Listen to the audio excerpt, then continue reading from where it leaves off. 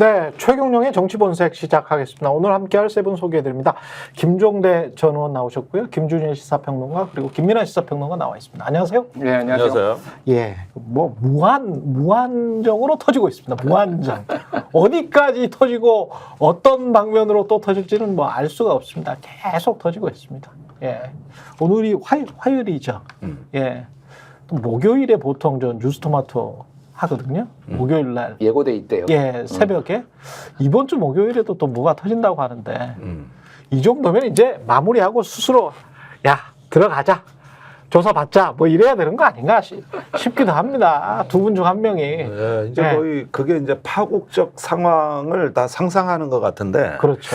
전체적인 상황을 한번 좀 구도를 정리하면 이 사기 횡령으로 그 몰아가니까 억울하다고 이제 그 억울한 처지에 빠진 강혜정 씨가 김영선 전 의원의 회계 책임자였습니다. 뭘 갖다가 나는 아니다 이러면서 명태균과 김영선 의원 관계 또 김건희 여사까지 폭로를 하면 이걸 본 명태균의 말은 더 과격해지는. 그렇죠. 그러니까 그럴 조짐이나 그런 어떤 내용이 공개가 되면은 이제 나는 그냥은 못 죽어.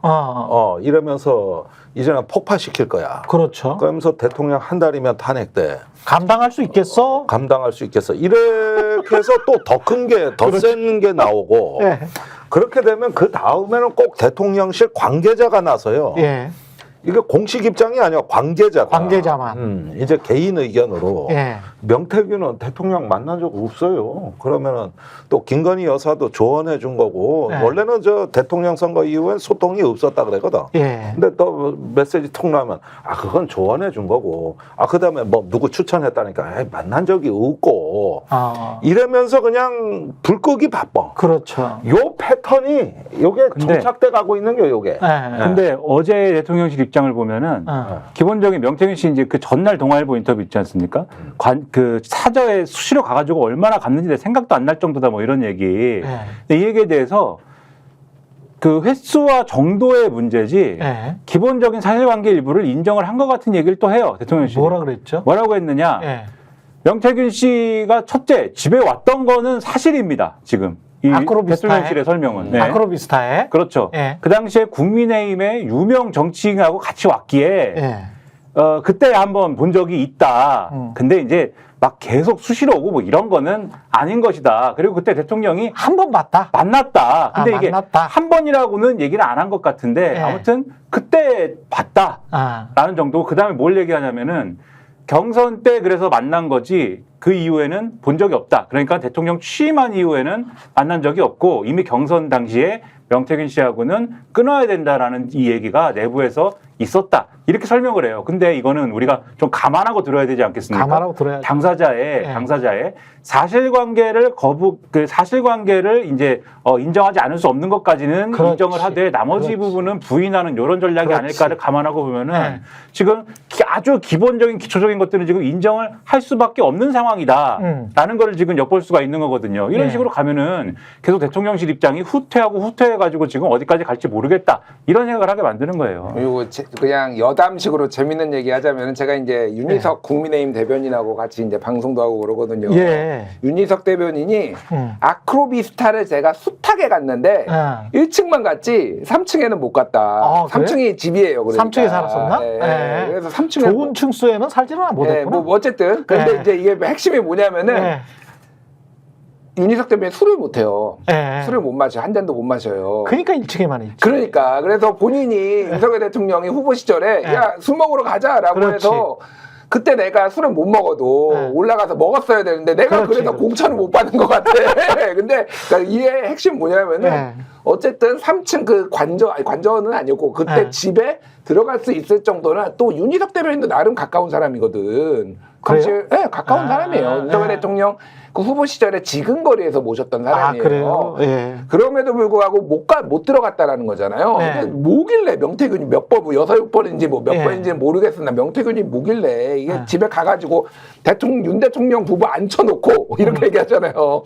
앉혀놓고. 최재형 전 감사원장 총리로 추천을 하고. 했다. 앉혀놓고가 중요해. 이준석이랑 김정은이랑 같이 사진 찍게 하고. 대북 특사 뭐 보내고. 그러니까 네. 어쨌든 이 보통 관계가 아니었다라는 거를 우리가 이런 격까지해서 좀 추론을 할 수가 있는 거죠. 근데 명태균 씨는 이 말에 관해서는 명확하게 부인을 하고 있네. 부인을 하는 게 어쩌면 이게 사실인가 더 의혹이 증폭되는데, 여론조사를 했고 여론조사 그 대가를 받기 위해서 또 김건희 씨 부부를 찾아갔다.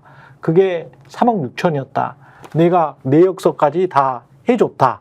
그게 이제 강효경 씨 주장인데, 내역서를 해줬으면 그 서류가 다 남아 있을 거기 때문에 그걸 가지고 이제 자기가 간다고 하니까 그러면은 그거 가지고 그냥 동서울터미널에서 돌아갔나? 고속터미널에서 돌아갔나? 왜 안 갔지? 아크로비스타에? 이 사람은 지금 안 갔다라고 주장을 하는 거잖아요. 거기서부터는 네.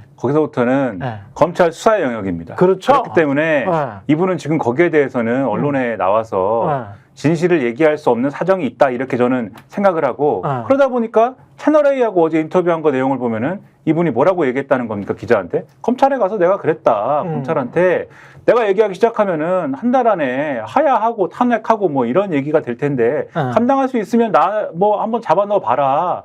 뭐 잡아놓을 수 있겠냐? 그렇지. 그럼 해봐라. 네. 이렇게 얘기를 했다라고 지금 막 이렇게, 그게 뭐 허세인지 뭔지 모르겠습니다만 이렇게 얘기를 했다는 거 아닙니까? 하야하고 탄핵하면 뭔가 거리가 본인한테 있다는 이야기 아니에요? 그렇죠. 그러면은? 이걸 뒤집어 얘기하면 지금 이렇게 얘기하는 건 뭐예요? 네. 나 건드리지 마라라는 포지션인 거지 않습니까? 그렇죠. 나 이 고슴도치 포지션이죠. 네. 나한테 접근하면 가시에 찔릴 수 있어. 나 그냥 내버려둬. 라고 하는 포지션이기 때문에 이 포지션에서는 내가 진실을 밝히기 위해서 내가 사실관계를 다 얘기할게요 라고 하는 거는 전혀 아닌 거죠. 일단 제가 여기서도 수차례 그 얘기를 드린 것 같은데, 일단 이 사람은 검찰 수사를 일단 방어를 하면서 김건희 여사와 그다음에 윤석열 대통령과의 이 관계를 활용해가지고 완전히 정치권으로부터 이 받아낼 수 있는 비호가 끊기지 않게 하는 게 1차적인 목표일 수밖에 없는 겁니다.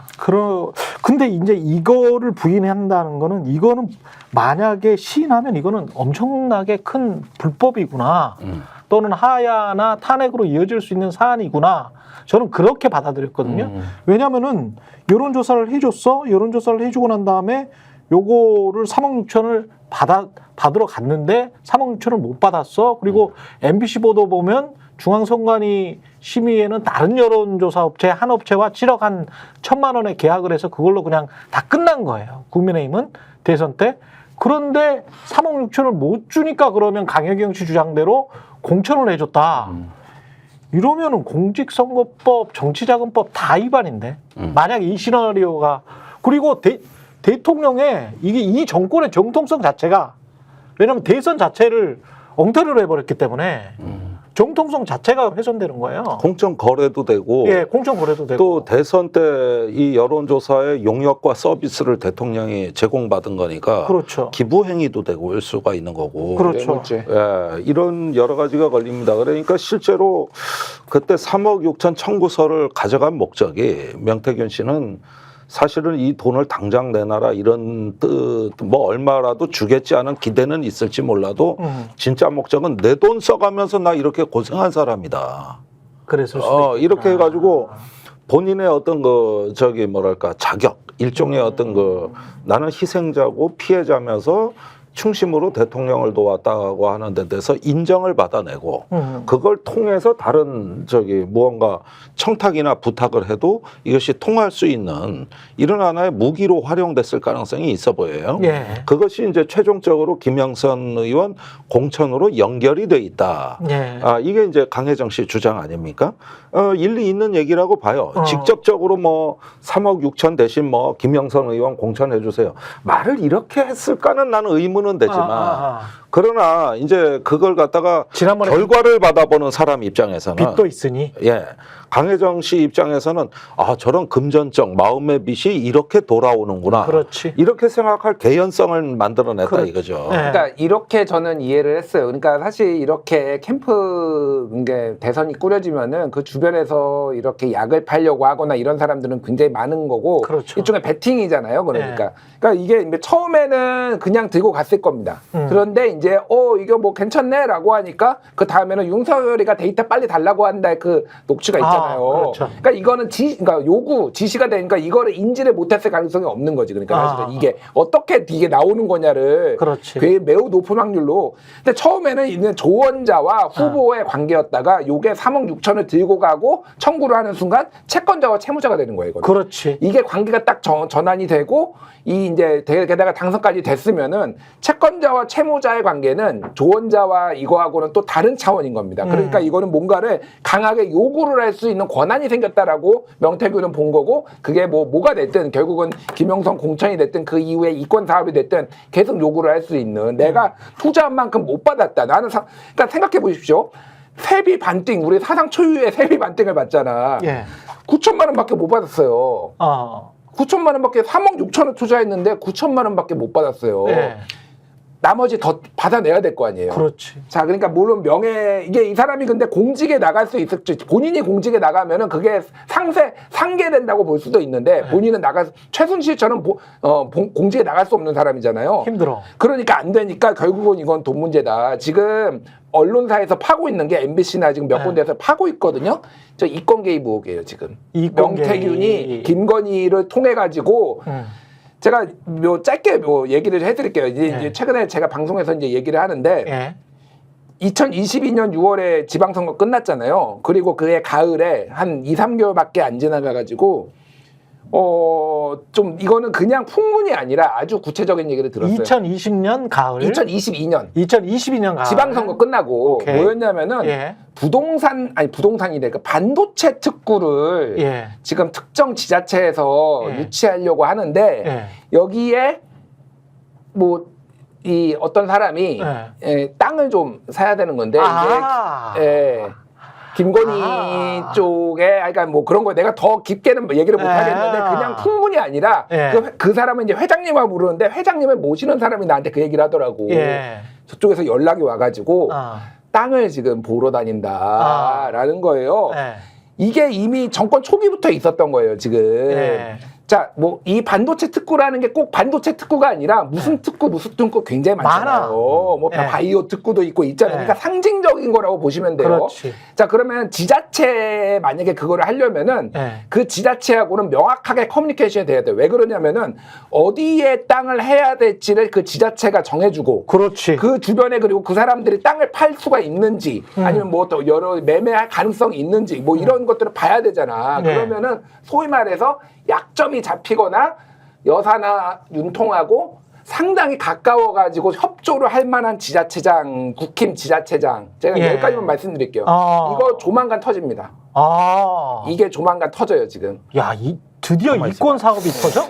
굉장히 땡기는데 지금 말이 어떤 게 확 들어오셨어요? 그러니까 지금 이거 취재하고 있다니까 그거. 어떤 게 확 들어오셨을 거야. 아니 아까 MBC JTBC에서 취재하고 있다는 얘기도 슬슬하면서 그 굉장히 재밌는 말씀을. 이거는 그러면 이제 권력형 게이트가 되는 거예요. 게이트지. 이게 완전히 그러니까 게이트지. 미르재단, K스포츠 재단으로 번지면서 이게 완벽하게 지금 돌이킬 수 없는 상황이 MBC만 할지 아니면 뉴스토마토도 좀 가지고 있을지 몰라요.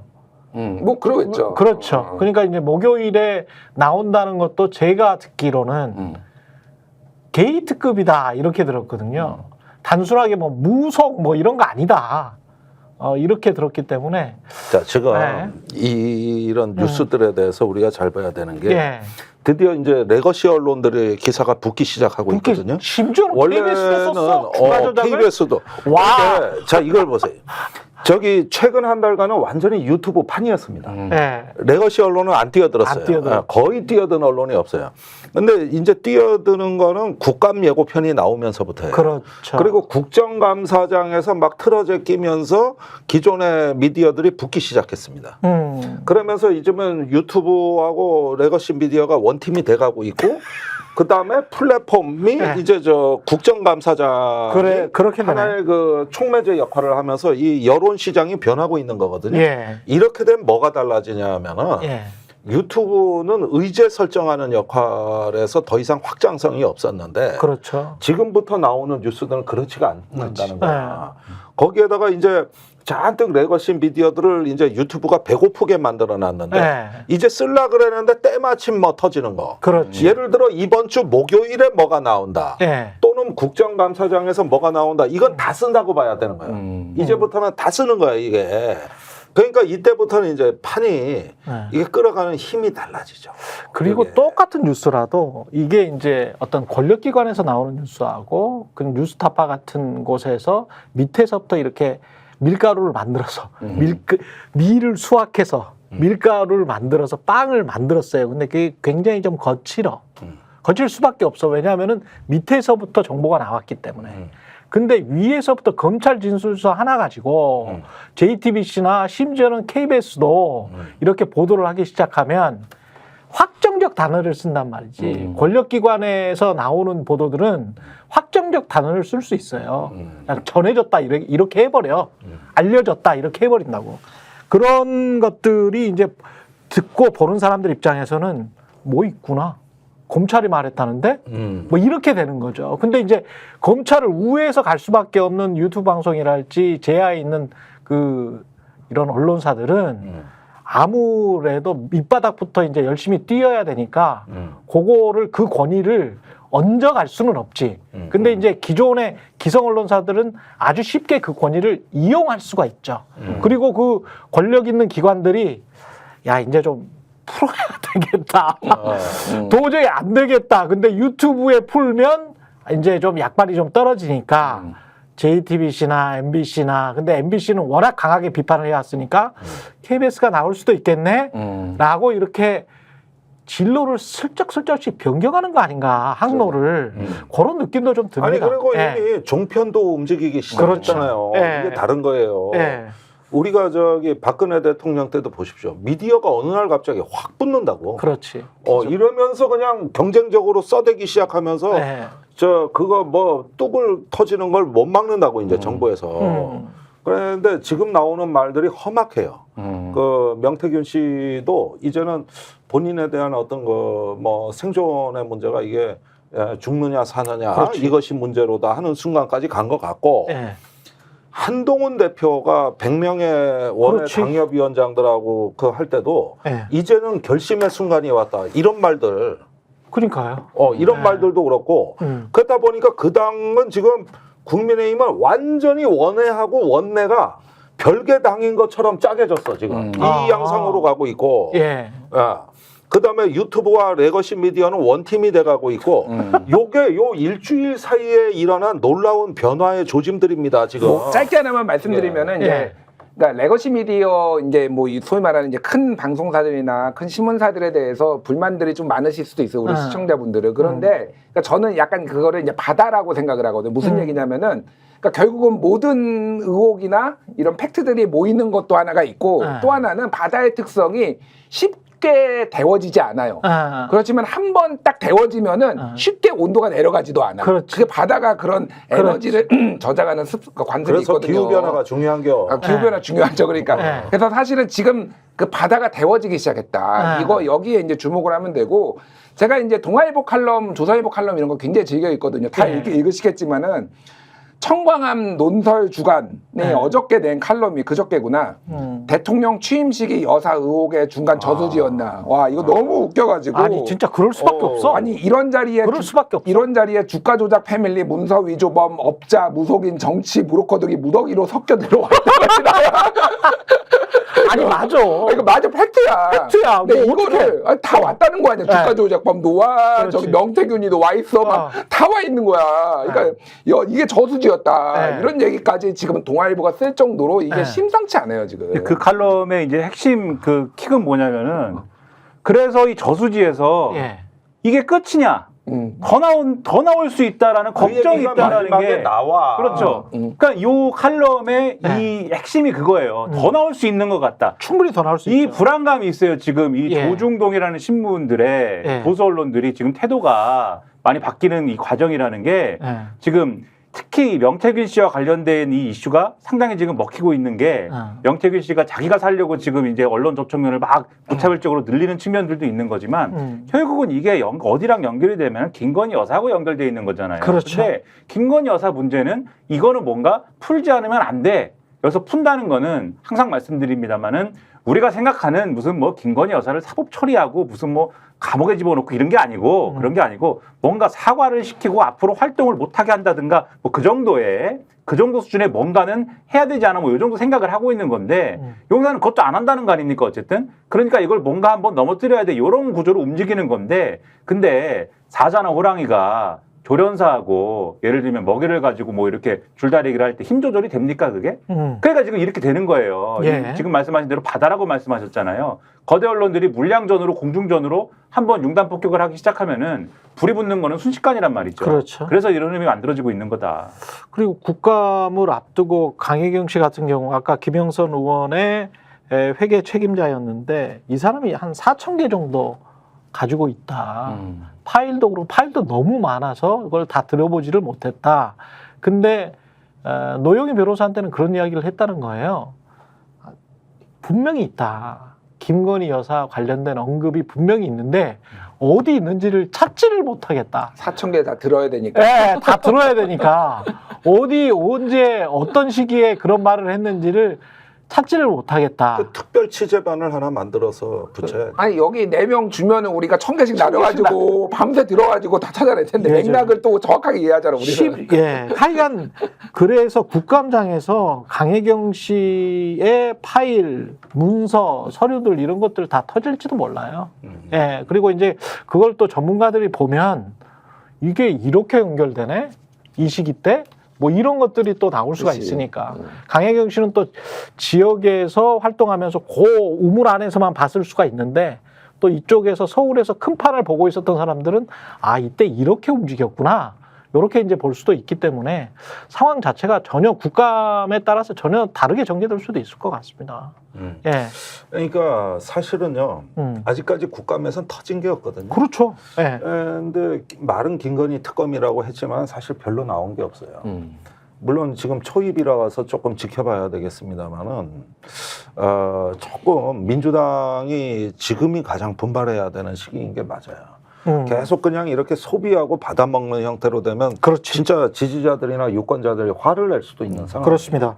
이건 지금 엄중하게 좀 인식을 해주셔야 되고 지금 뭡니까 그 최재형 목사나 우리 김규현 변호사나 그동안에 공익제보자 또는 자기 몸을 던진 사람들이 많이 있잖아요. 그럼요. 이런 사람들은 민주당이 거의 접촉한 적이 없어요.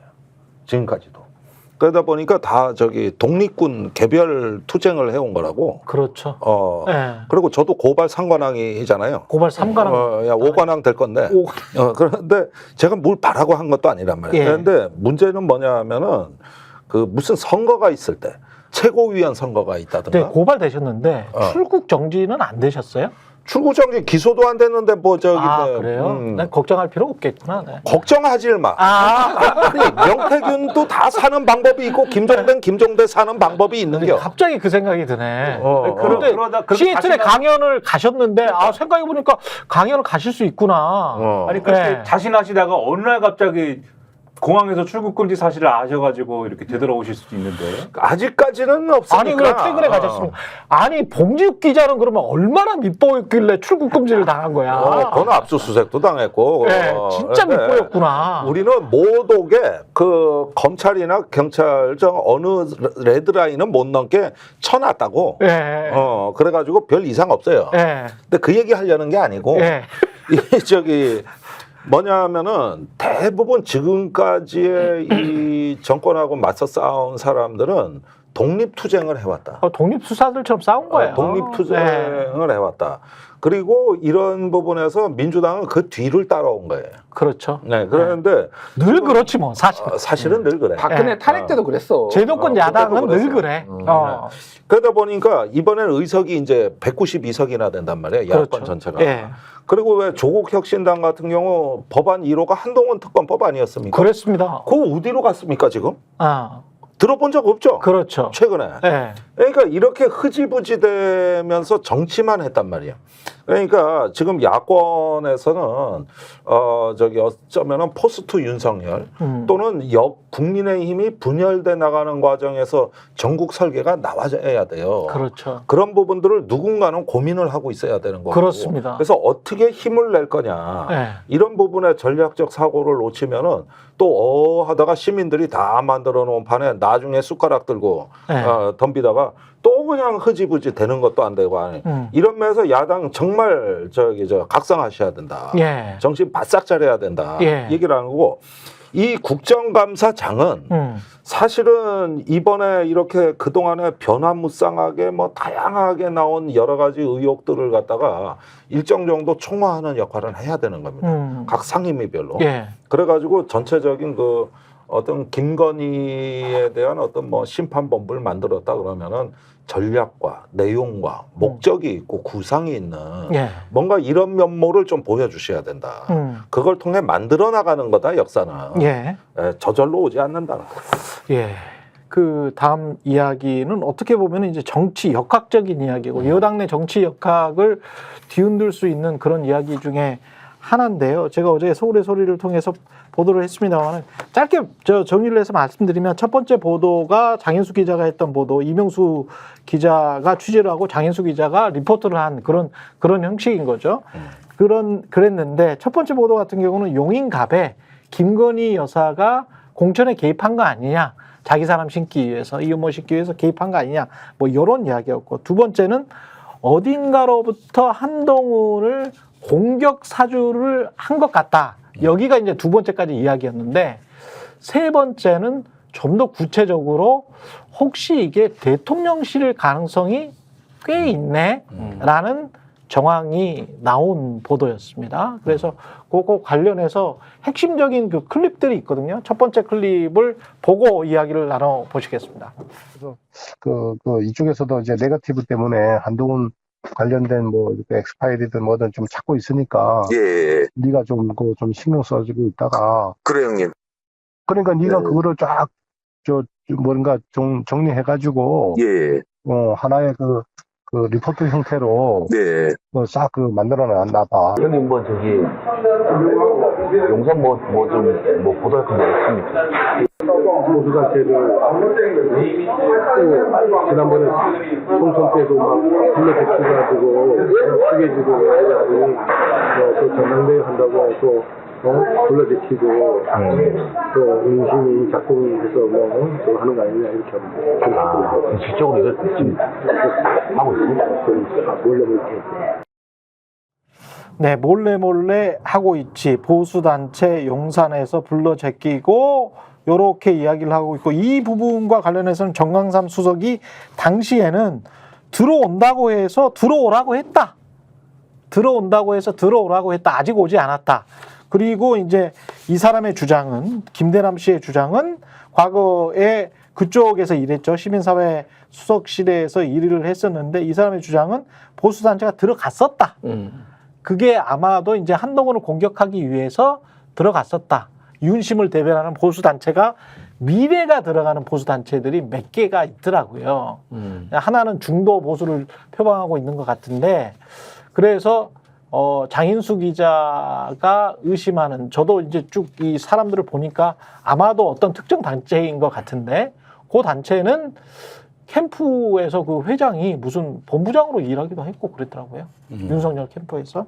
그러니까 이제 그런 단체들을 불러서 뭔가 댓글 공작이든 여론 조작이든 뭔가를 한 것 아니냐. 근데 그게 한동훈 공격과 관련이 있는 것 아니냐.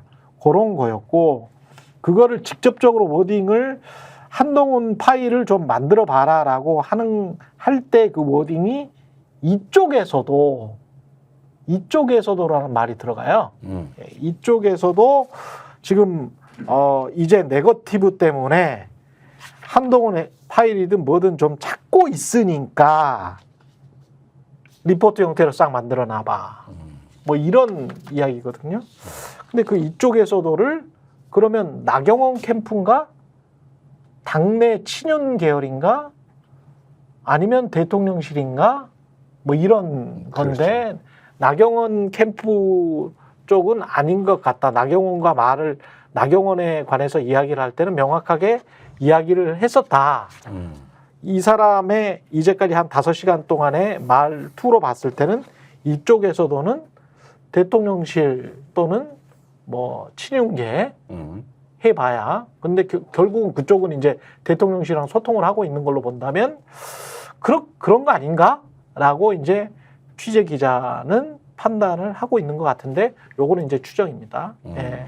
그런 이제 상황입니다. 그러니 이제 한동훈 입장에서는 이 보도가 처음에 서울의 소리에서 나왔을 때 한동훈은 나를 공격하는 거네. 이거는 공격 사주다라고 그렇지. 워딩을 본인이 스스로 했잖아요. 공격 사주라고. 그 서울의 소리 장인수 기자, 저널리스트 장인수 기자는 당무 개입 의혹이라고 붙였어요. 근데 거기에 가로치고 가로닫고 대통령실이라는 말을 안 썼어. 두 번째 보도에서는 그 말을 안 썼고 세 번째 보도에서는 대통령실이 아닌가라고 지금 보도를 하고 있는 겁니다. 예. 종합을 해보면 그렇습니다. 근데 이제 이거를 한동훈 측은 나에 대한 공격 사주구나. 그러면 그게 당내에 있든 또는 대통령실과 연계돼 있든 이거는 밝혀야지. 첫 반응이 그랬었고 그게 이제 당내 역학관계에 어떤 영향을 미칠지는 모르겠네요. 네, 이제 얘기한 걸 잘 보면은 네. 재밌는 얘기예요. 저는 이제 시계 얘기가 재밌는데 시계? 시계 줬다 시계도 받고 뭐 이런 거. 보수 단체를 지난번에 총선 때도 막 불러가지고 시계 주고 전당대회 한다고 또 불러 제끼고 또 윤심이 작동해서 뭐 하는 거 아니냐 이렇게 이제 김대남 씨가 얘기하니까 이명숙 기자가 현실적으로 하고 있습니까? 김대남 씨가 몰래 하고 있지 이렇게 얘기하잖아요. 그럼 몰래 왜 해? 여기에 그럼 몰래 해야죠. 그래. 공개적으로 할 수가 없죠. 여기에 이제 뭘 했는지가 이제 다 나왔다고 보는데. 총선 때 시계를 줬다. 시계를 줬다지 않습니까? 이게 이 당시에 이 시민사회수석이 이제 이때는 정광삼 수석인데, 그렇죠. 요 전임이 강승규잖아요. 강승규 그렇지. 근데 강승규야. 이분이 그 이 총선 나가려고 어쨌든 그 전에 훨씬 전에 이제 그만두고 뭐 어쩌고 이런 일들이 있었던 거잖아요. 그렇죠. 근데 제가 알기로는 뭐 정확히 찾아봐야 되는데 그 당시에 뭐 지역구에서 시계를 뿌리다가 이제 그 논란이 돼서 상대 후보한테 논란이 돼가지고 그거 저격당하고 이랬거든요. 강승규 수석이? 그렇죠. 그리고 제가 알기로는 또 김대남 전 행정관도 자기 지역구에서 뭐 시계 뿌렸다는 얘기가 있고 뭐 이렇습니다. 그러니까 이분들은 시계를 뿌리는 분들이에요. 시계가 굉장히 중요하구나. 네, 그러니까 요 시계를 뿌리는 일당들이 있어요. 근데 요런 구도면은 가령 시계를 뿌릴 수 있는 사람과 뿌릴 수 없는 사람이 있을 거 아닙니까? 시계를 가지고 있는 사람과. 그렇지, 시계를 이게 뭐 한두 개 뿌리는 게 아니잖아요. 그러네. 트럭으로 갖고 와야 될 건데 윤석열 대통령 시계를 뿌릴 수 있는 사람 누구예요?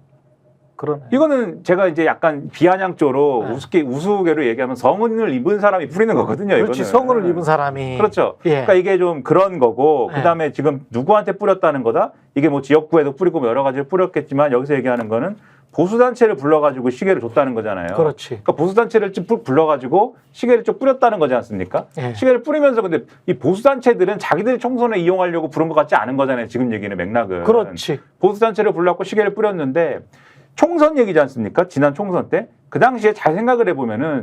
총선 이후에 전당대회 때 이야기예요. 말을 다시 한번 읽어드릴게요. 보수단체를 지난번에 총선 때도 막 불러가지고 시계 주고. 그때는 시계를 줬지. 전당대회 한다고 또 불러 제끼고. 요렇게 표현이 돼 있으니까. 그렇죠. 총선 때 보수단체를 불러서 시계 줬다는 거 하잖아요. 근데 이분들 선거에 제가 동원하려고 시계 준 것 같지 않고 따로 미션을 준 거 아니냐. 왜냐면 이 대화의 맥락상 지금 한동훈 얘기를 하는데 지금 지난 총선 때 보수단체를 불러가지고 시계를 줬다고 얘기하잖아요. 그렇지. 그러면은 그 당시 생각을 잘 해보면은 제가 좀 그 당시에도 좀 의문을 품었던 게 한동훈 비대위원장이 총선을 진두지휘하고 그다음에 윤석열 대통령이 이렇게 있는데 극우 유튜브계가 막 흔들립니다. 극우 유튜브 맞다. 세상이 판이 쪼개졌지. 그렇죠. 예. 그리고 이 극우 유튜브 세상이 저렇게까지 되나 싶을 정도로 홍해처럼 갈라졌어. 근데 홍해처럼 갈라졌는데 예. 한동훈 편은 요 정도밖에 안 되고 예, 조그맣고. 윤석열 편이 이 정도 돼가지고 한동훈 배신자가 한동훈 자기만 살려고 그때 총선 판이 안 좋으니까 한동훈 자기만 살려고 자기 정치하려고 윤석열 대통령을 배신해서 윤석열 대통령 밟고 올라가가지고 이 총선 안 좋은 판을 자기가 오히려 윤석열 탓하면서 자기가 대권 주자 되려고 지금 밟고 올라서려고 한다 이런 얘기를 막 해요. 아, 맞다. 그랬어. 그 내가 맞아. 그걸 보면서 제가 이 자리에서도 그 얘기를 막 설명을 막 드리면서 야 이렇게까지 되느냐 정말 한심하다 막 이런 말씀 막 드리고 그랬는데 지금 생각해 보면은 그런 흐름들이 인위적으로 조성된 거 아니냐 그때부터. 그럴만 했구나. 그렇죠. 그리고 여기 그걸 하나로 한 묶음으로 얘기하잖아요. 보수단체를 근데 전당대회 한다고 또 부른 거잖아. 또 불러서 또 윤심이 작동해서 뭐 하는 거 아니냐라고 얘기를 하면서 이 이명수 기자한테 너도 USB 하나 만들어 와봐 이렇게 지금 얘기하는 거잖아요 지금. 그렇죠. 그래서 이런 흐름을 지금 여기서 얘기하는 것 같다라는 느낌이 든다. 근데 이거는 근데 이제 두 가지를 같이 봐야 될 것 같아요. 그러니까 어쨌든 그때 극우 유튜버, 뭐 강경 유튜버들이 이제 한동훈 욕을 많이 한 것도 사실인데, 그러니까 떡고물, 뭐 소위 말하는 이해관계에 의해서 한 것도 있고, 윤석열 대통령이 정권 초기부터 극우 유튜버들 계속 행정관으로 쓰고 뭐 막 이렇게 했잖아요. 그러니까 굉장히 중용하는 모습 보니까 우리가 존중받고 있구나. 사실은 이렇게 이제 생각을 했을 거예요. 그러니까 윤한 갈등이 아예 없었으면은 굳이 한동훈을 깎겠습니까? 그러니까 여기에서는 그런 이제 맥락들이 있는 것 같은데 어쨌든 저는 이 정권이 굉장히 문제가 많다라고 항상 생각하는 게 왜 자기들이 직접 안 하고 이렇게 사주를 하느냐. 그러니까 예전에도 어떤 정권이라든지 관리는 했어요. 관리는 해서 그게 뭐 유튜버가 됐든 시민사회단체가 됐든 근데 여기는 꼭 극우 유튜버만 집중적으로 한 것도 문제인데 뭐 직접적으로 그 옛날 정권이 뭐 이렇게 하라 저렇게 하라 지시를 하는 이런 정황은 없거든요. 그러니까 사실상 요청을 하거나 근데 여기는 그런 것까지 직접 이렇게 개입한 게 있으니까 다른 정권 뭐 옛날 정권도 다 한 거 아니야 이런 식으로 말하는 거하고는 차원이 다른 문제다 이거는. 이거는 수사 대상인 것 같아요. 제가 보기에 수사 대상. 그렇죠. 수사 대상이고 여기에 또 첨언을 하자면은 총선 당시에 보수단체들을 불러가지고 제가 이제 혼자 그냥 막 저는 뭐 되는 대로 떠드는 사람이지 않습니까? 그냥 막 떠들어 제끼는데 이 자리에서 이렇게 떠들어 제낀 대로 보수단체들을 불러가지고 조직을 해가지고 한동훈 비대위원장에 대한 어떤 부정적인 여론을 그때 대통령실에 있는 사람과 플러스 시계를 뿌릴 수 있는 신윤 당시 뭐 주류가 그러한 이제 흐름들을 기획했다라고 하면은 그 쟁투는 결국 우리가 지금까지 쭉 퍼즐을 맞춰온 그런 흐름에 의하면 뭘 두고 벌어진 쟁투입니까? 그게 결국은 뭘 두고 벌어진 쟁투예요? 그 전년도 12월 달부터 쭉 해가지고 공천판을 놓고 벌어진 쟁투인 거잖아요. 그거는 제가 이 자리에서도 계속 말씀드리는데 그 전년도 12월부터 한동훈이 비대위원장으로 가느냐 마느냐를 두고서 벌써부터 그 12월 달에 벌써 공천판을 누가 짜느냐 누구를 정리하느냐 얘기가 나왔다고 말씀드렸잖아요. 그때부터 김건희 여사의 특검법 문제와 맞물려 가지고 막 그 얘기를 하던 시점에 한동훈 비대위원장이 등판하자마자 김건희 여사하고 대립 구도가 짜이면서 윤석열 대통령이 너 사퇴하던 그 시기인데 그때부터 쭉 이런 이제 갈등 구도와 함께 지금 김영선 전 의원 건으로 우리가 확인하는 것처럼 공천과 관련해가지고 서로 이렇게 맞부딪히는 전국에 보수단체 불러갖고 시계 주면서 한동훈 욕 좀 해봐 이랬으면 그게 결국은 다 뭡니까? 공천 개입, 당무 개입 이런 것들을 뒷받침하는 어떤 정황처럼 이게 다 하나의 맥락으로 꿰어 맞춰지는 것이고 이후에 전당대회에서의 그 어떤 이 싸움이라는 것도 결국 아까 당무 개입이라고 말씀하셨잖아요. 아주 전반적인 그걸 당무 개입이라고 뭐 네 글자로 얘기하지만 그 결국은 공천과 관련된 어떤 뭐 싸움이라든가 당무 개입의 본질은 뭐예요? 아까 말씀하신 대로 결국 이해관계인 거거든요, 다. 그러니까 이런 걸 두고 이렇게까지 이제 집권 세력 내에서 이해관계를 두고 싸웠다라는 게 여기서 다 드러나는 거다. 이거 법으로 예를 들면 수사를 하면은 다 잡혀가죠, 이거는. 잠시 광고 보고 한동훈의 선택에 관해서 좀 이야기를 해야 될 것 같고 민주당의 선택도 남아 있네요. 지금 보니까 김건희의 상설특검 이야기 이건 제도적으로 어떻게 되는지도 좀 분석을 해보겠습니다. 채널 고정 부탁드립니다. 아니 왜 아직도 3년간 같은 통신사 인터넷 계속 쓰고 계세요? 인터넷 가입 시 48만원 무신 경종시 추가 혜택이 주어집니다. 인터넷 비교원 통해 인터넷 가입하고 시민에게 홍보해주세요. 지금 네이버에 인터넷 비교원 검색 후 3초만에 감동 행복 비교해보세요. 인터넷 비교원. 네, 인터넷 가입 혜택 비교하느라 시간 낭비하고 계시는 분들에게 3년마다 가입만 해도 현금 사은품 주는 인터넷 비교원을 소개합니다. 인터넷과 휴대폰 그리고 가전제품 렌탈을 비교원을 통해 가입할 때 최대 48만 원, 알뜰폰 또는 휴대폰을 통신사만 변경해도 최대 30만 원, 정수기 렌탈 최대 30만 원, 총 최대 다 하면 108만 원의 현금 혜택 받으실 수 있습니다. 현금 사은품 혜택 원치 않는다. 삼성 55인치 TV로 선택이 가능하고요. 인터넷 신규 가입 후 소개한 친구가 가입할 경우 신세계 상품권 4만 원을 무제한으로 드립니다. 그리고 가입할 때 스픽스 유튜브 보고 왔다라고 하면 고함량 비타민 B가 들어있는 웰세이브의 비타민 B 제품 함께 드리고 있습니다. 지금 바로 1670-2571로 연락 주시거나 네이버에서 인터넷 비교원을 검색한 후 문의해 주시기 바랍니다. 한동훈은 자기가 다치지 않고 잘하면, 왜냐하면 부글부글 끓고 있기 때문에 특히 김건희에 대해서 끓고 있는데, 김건희 특검을 해야 되는 거 아니냐가 요게 바로 이제 윤석열 대통령의 직위 보정과 연결이 돼 있는지 안 연결이 돼 있는지는 아무도 모르는 거잖아요. 그렇죠. 수사를 해봐야 알잖아. 그러니까 명분은 있거든. 아니 이거는 국민들이 너무나 의심스러워하고, 그 다음에 이건 수사는 좀 해볼 필요성이 있고, 그렇다면 요 특검은, 그러니까 특정 특검, 윤석열과 관련이 없는 것처럼 보이는 특정 특검은 받읍시다 라고 하면 본인의 어떤 배신 프레임에서도 벗어날 수 있고, 나는 여전히 이 정권을 유지시키면서도 재창출하려고 열심히 국민의힘 집권여당의 대표로서 일했다. 그 과정이었다. 근데 그 과정에서 특검 결과가 어떻게 나오는 건 내가 그거를 어떻게 막을 수가 없지.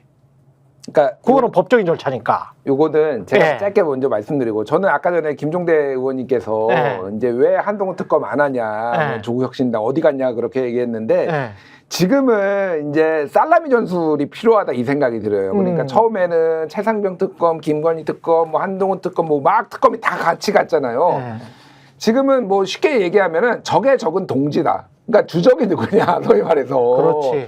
그러면 지금은 한동훈이, 그러니까 이게 일종의 EJ 뭐 이런 거가, 그러니까 민주당의 야권 입장에서 보면은 그렇죠. 한동훈을 그 우쭈쭈 좀 살려주고 이렇게 함으로써 한동훈이 결국은 이거 직접 김건희 특검을 하게 만드는 그렇게, 그리고 상황이 또 실제 그렇게 가고 있어요, 지금. 그러니까. 친한계나 전체적으로 조금 중립적인 인사들 얘기를 들어보면은 이번 국감에서 어떤 얘기가 나오느냐에 따라서 이거를 안 갈 수가 없고, 결국은 최근에 있었던 일련의 과정이 있었잖아요. 지난 일요일에 만찬이 있었고, 그리고 어저께 저기 원외 당협위원장 만나고, 그 앞달에 대통령 싱가포르 가는데 배웅 안 하고, 그리고 뭐 1박 2일 동안 하고, 그때 제가 유의미하게 본 게 뭐냐면은 한동훈이 그 얘기를 했더라. 일요일 날 그 한동훈께 만났을 때 당은 당의 일을 하고 정부는 정부의 일을 하면 된다.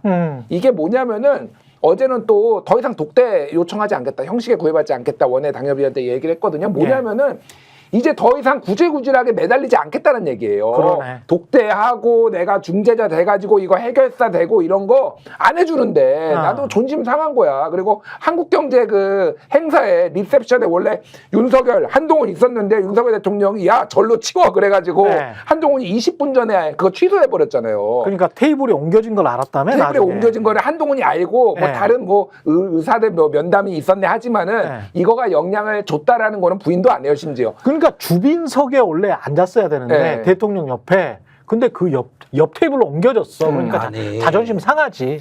집권여당 대표가. 한국 경제가 뭔 죄가 있냐고. 한국 경제가. 아니, 죄는 아무 죄도 죄는 없지. 많아요. 죄는. 죄는 많아. 죄는 많아. 아니, 이건에 관해서는 죄가 없다고. 이거에 관해서는 죄는 그러니까 없어. 무슨 얘기냐면 다 알겠는데 그렇게 돼서 뭐 이랬는데 보라고.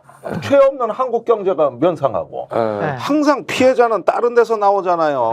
이게 국민들이 그 맞습니다. 사는 거 그러니까 어쨌든 제가 짧게 요약하고 마무리 지으면은 지금은 그래서 심상치 않다 친한계가. 그래서 이번까지 특검까지는 참은 거고 다음 특검에는 어떻게 될지 모르니 민주당도 그래서 뭐 뒤에 얘기했지만 상설 특검과 특검을 같이 이제 병행을 하면서 이제 조금 경우의 수를 늘리겠다라는 거고 심상치 않아. 이미 그러니까 감정이 뭐 요 정도 벌어진 게 아니라 이렇게 벌어졌어. 내가 보기엔 180도야. 한동훈과 윤석열 사이. 윤석열 그리고 김건희와 한동훈 사이가 거의 이렇게 돌이킬 수 없을 정도로 벌어졌다. 그래서 분명히 틈이 나올 거다. 그거 이제 복합적으로 봐야 된다고 저는 생각하는데, 그러니까 맞습니다. 말씀이 맞는 게 근데 사실 그것도 좀 그렇죠. 정치인쯤 됐으면은 자리를 치웠으면은 제가 이것도 뭐 항상 드리는 말씀인데. 우리 김종대 전 의원님 같으면은 이 진실된 정치인 어떻게 하시겠습니까? 자리를 저 멀리 치웠어요. 그러면 아예 기분 나빠 나 안 가 이러고서는 가시겠습니까? 아니면 충청도 사나이처럼 또 가가지고 또 아유 왜 여기 치움겨 이렇게 하면서 또 대통령한테 가가지고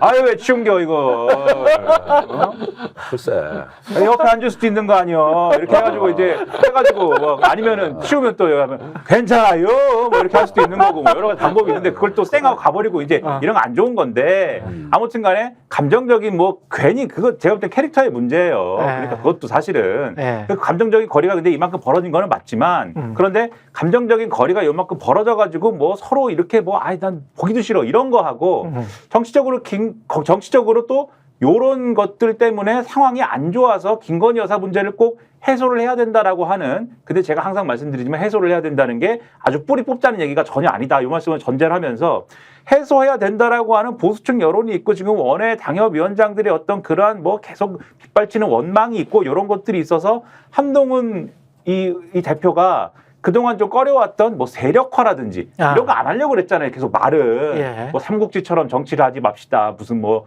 궁중 암투하지 맙시다. 뭐 이래 가면서 안 한다는 주의였잖아요. 잘 하지도 못하고 이런 거. 근데 세력화를 하려고 그러는 거 맞거든요, 지금. 그리고 그렇게 세력화를 하려고 했는데 원래는 또 그런 거 잘 못하는 양반인데 윤석열 대통령이 이런 식으로 하면서 알아서 의원들이 한동훈 대표한테밖에 기댈 수가 없으니까는 거기 가서 모이고 있는 것도 사실입니다. 가령 조경태 의원이 언제부터 친한파였습니까, 사실? 그렇지. 그러면 나경원 캠프에 좌장임내 있다가 지금 이 당에서 한 자리 맡은 다음에 지금 친한파의 좌장이 될 거야 뭐 이렇게 간 그림처럼 지금 됐는데 이렇게 모이고 있는 것도 사실인데 그러면 마지막 최종 보스 김건희 특검을 그러면 친한계가 나서가지고 우리가 하자 이렇게 할 거냐. 요게 제가 볼 때는 지금 그렇게까지 갈 거냐에 대해서는 이게 좀 아직은 물음표다라고 봐요. 왜냐하면 워딩이 지금 좀 이상한 부분이 있습니다. 워딩이 한동훈 대표 이렇게 얘기하잖아요. 그러니까 제가 아직은 그렇다는 거지 영원히 그렇다는 건 아니니까 제가 우리 잘생긴 김준일 평론가한테 지금 반론을 펴는 건 아니고 이런 부분도 있다 이제 반론을 하는 건데 그러니까 이 한동훈 대표 이런 식으로 얘기를 해요, 지금.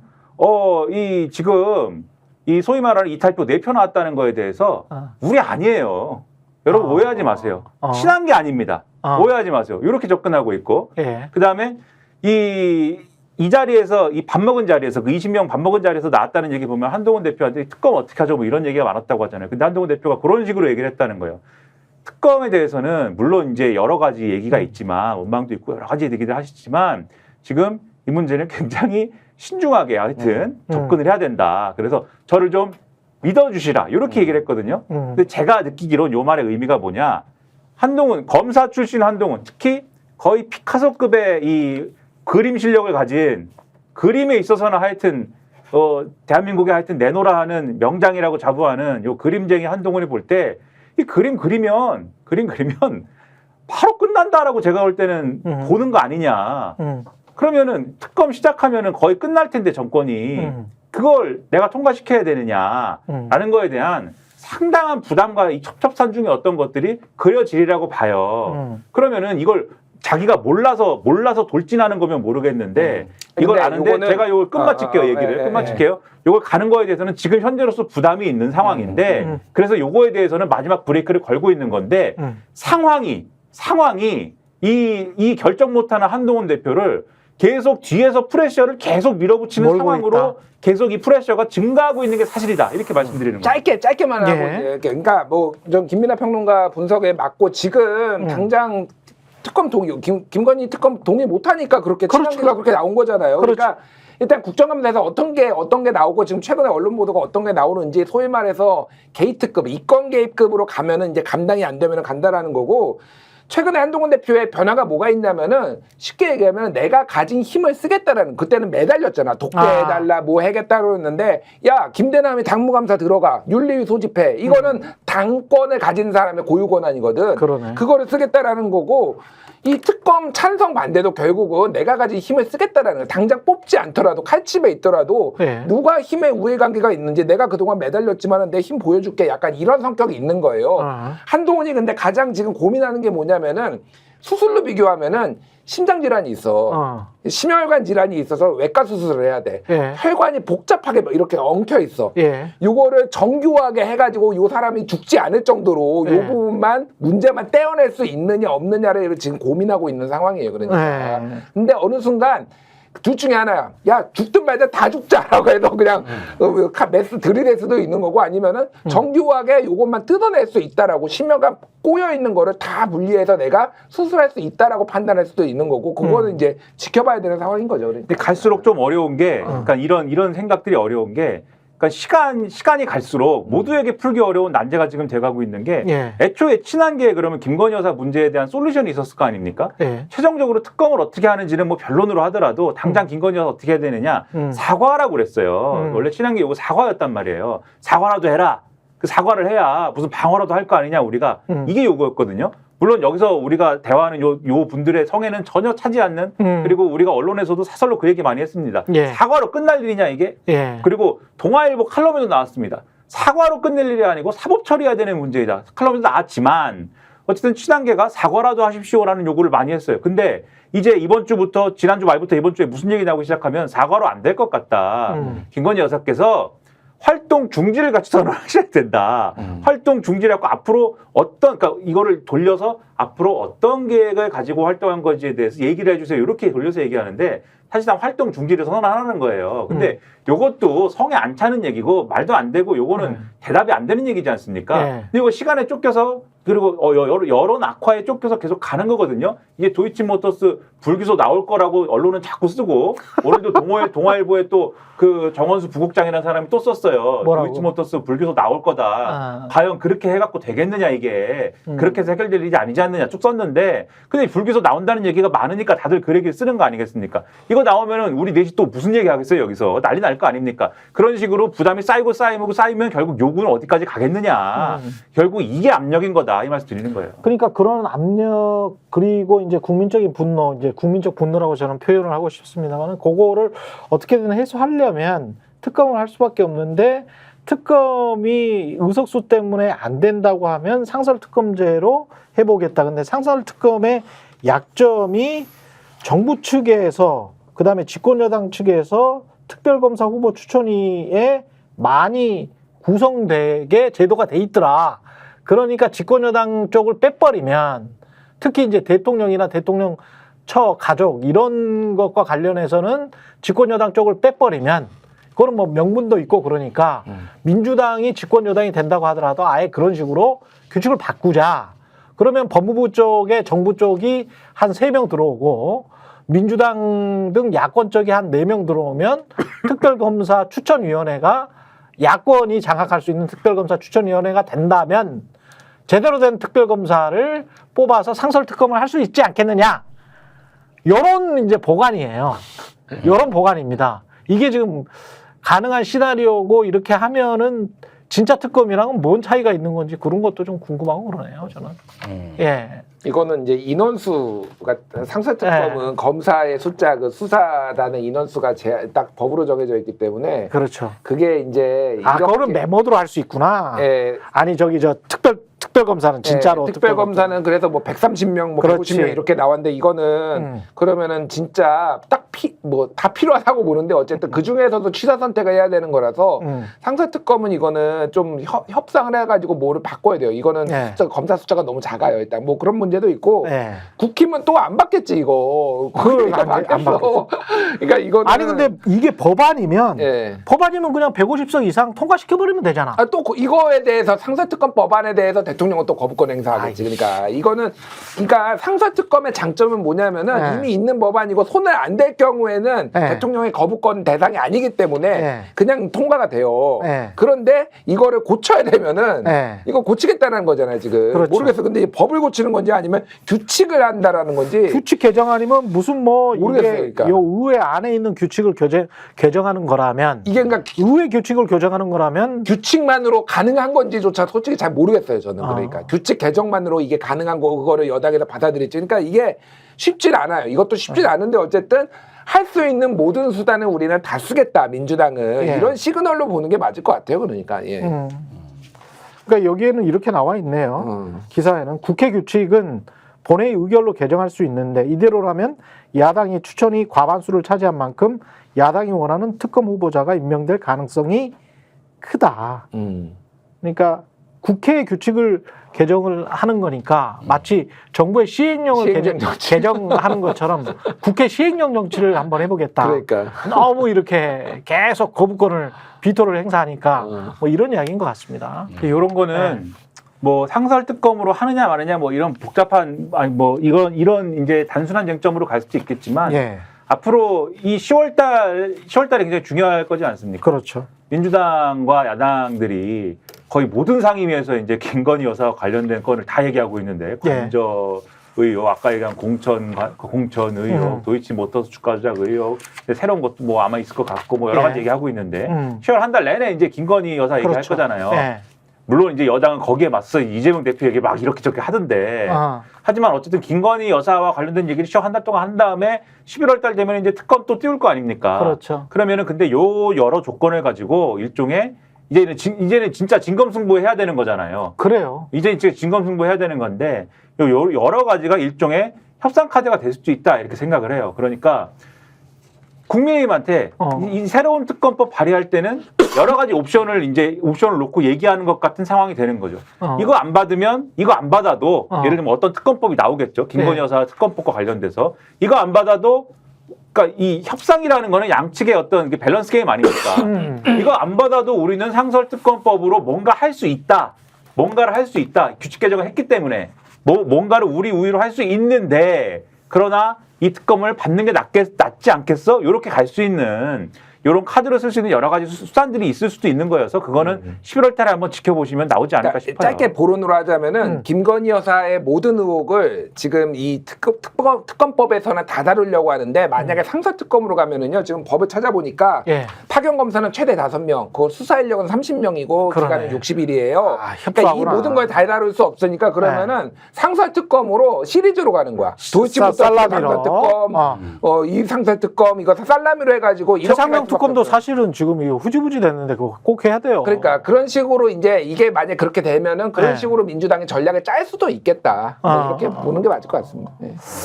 그럴 수도 있겠네. 마지막으로 저 의원님 한마디 하실 말씀이 있을까요? 없어요. 아니면 끝낼까요? 네, 끝내겠습니다. 왜 뒤에 왜 이렇게 조용하세요? 말씀 좀 해주세요.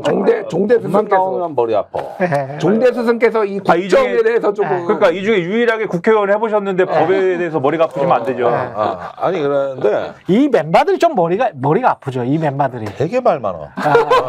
김준일, 김민아 엄청 말 많아. 나는 진짜 말 별로 안 해. 김민아가 많어. 까지 튀잖아. 근데 아니 김종대 의원도 말 많으세요. 무기 얘기하거나 전쟁 얘기하면 1시간도 얘기하시잖아요. 그렇지. 근데 제가 보기에는 이 상설 특검이냐 아니면 일반 특검이냐를 할 때 한동훈 대표한테 조금씩 문을 열어주는 방향으로 관리하는 게 좋아요. 이것도 그러니까 자꾸 법리적으로 하다 보니까 한동훈은 이거 반헌법적이라서 거부하는 거다. 사실 김 여사 문제는 문제가 있는데 야당이 반헌법적이라서 거부하는 거다. 이게 자기 논리 아닙니까? 그런데 최혜병 같은 경우는 이제 얘기를 못 하잖아. 그런 경우는 이제 조금씩 풀어주니까. 그래서 이 문제는 국민의힘에서 어떻게든 그래도 우군화를 할 수 있는 세력이 있는가를 살펴보고 약간씩 문을 열어주는 방향으로 관리할 필요가 있습니다. 지금 김건희 여사에 대한 조사 항목은 이미 50비리 수준을 넘어섰어요. 그런 것 같아. 예, 50비리 수준을 넘어서 가지고 이건 다음 정권의 50특위보다 2배 정도 해야 될. 만약에 이권 게이트까지 나온다면 어마어마할 것 같아요. 그러니까 어마어마할 것 같아요. 계속 이걸 어떻게 다담어. 그러니까 내 생각에는 많은 건 그러면 정권 교체 이후로 넘기되 핵심은 하자든지. 그러니까 이거 한 이런 말씀 식으로. 할게요. 그러니까 오늘 보수 언론 사설이나 기사에서 김건희 특검이 국감이 됐다면서 어떻게 10개 상임위에서 모두 김건희만 다룰 수 있냐 이렇게 뭐 사설이 나왔더라고. 그래서 내가 되묻고 싶어. 뭐 없는 걸 만들어낸 것도 아니고 어떻게 10개 상임위에서 다룰 의혹이 다 있냐 김건희는. 이건 말도 안 되는 거야. 그러니까 오늘 빼먹었는데 그런 보도도 있었더라고요. 그러니까 그 양평 있잖아요. 거기서 땅 수용해가지고 수용가 높게 받으려고 칠면조하고 또 흑염소까지 키웠대. 아 그러니까 흑염소. 흑염소. 야, 나 참 꼼꼼해. 꼼꼼해. 지금까지 있는 거 다 합쳐도 산하기관 인사 앞으로 줄줄이 나오면은 그렇지. 그거는 양이 워낙 방대하기 때문에 그때부터는 또 걷잡을 수가 없어요. 이게 그러니까 보수 언론이 그렇게 한 것도 있는데 또 한마디 덧붙이면 사설에서 막 한숨 쉬었습니다. 또 오늘도. 역대 어느 정권이 이렇게 영부인하고 막 떠든 게 이렇게 줄줄이 흘러나온 정권이 어딨냐 뭐 이런 거 쓰고 동아일보도 이게 말이 되냐 뭐 이런 거 쓰고 했는데 그러니까 이 정도로 여론이 안 좋은 거는 계속 말씀드렸는데 아까 김종대 전 의원님이 결국은 국민의힘의 이제 한동훈 대표하고 그쪽이 어떤 협조를 이끌어내는 방향 뭐 이런 것들에 대해서 말씀을 하셨잖아요. 이제 게임적으로 얘기를 하면은 내용적으로는 이제 우리가 많이 이제 좀 이제 따져봐야 되는 거지만 게임적으로만 얘기를 하면 가령 이렇게 던질 수도 있다는 거죠. 가정입니다. 게임적으로. 상설특검에서 추천권 문제와 관련돼서 상설특검은 규칙 개정을 해갖고 야당 우위의 추천권이다. 근데 김건희 특검법을 더 센 걸 우리가 던지는데 가령 야당 입장에서 더 센 걸 던지는데 추천권은 물론 그거는 최상병 특검법 때 얘기였지만 한동훈 대표가 좋아하는 제3자 추천은 넣어줄게. 이렇게 던져버리면 그럴 수도 있겠다. 그렇죠. 그러면 이제 그러면은 통과되는 거에 있어서는 국민의힘에 뭐 친한계가 아니라 할지라도 중도에 있다고 지금 주장하는 친한계인지 아닌지 한번 알아맞혀봐 이런 의원들이 있잖아요 지금. 헷갈려가지고 8표가 나올 수도 있지 않을까라는 그런 한번 게임적인 생각도 해볼 수 있는 거 아니냐 이런 말씀 아까 드린 거예요. 네.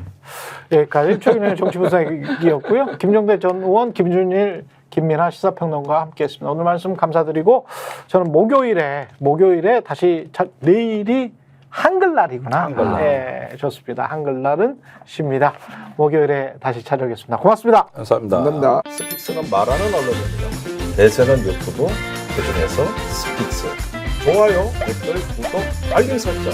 여러분이 저희를 사랑해 주시고 우리가 여러분을 사랑하는 4가지 방법입니다.